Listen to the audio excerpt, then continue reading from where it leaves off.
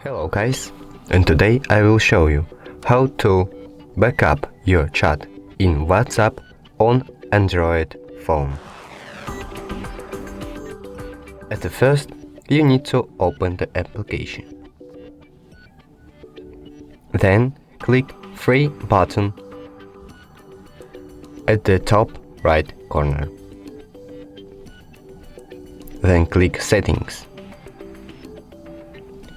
and click Chats.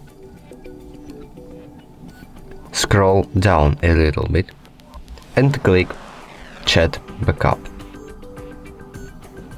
Then click Backup. Wait a little bit.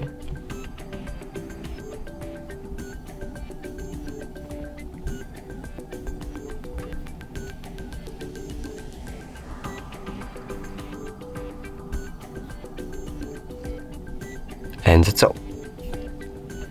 Remember to leave a like and subscribe to the channel.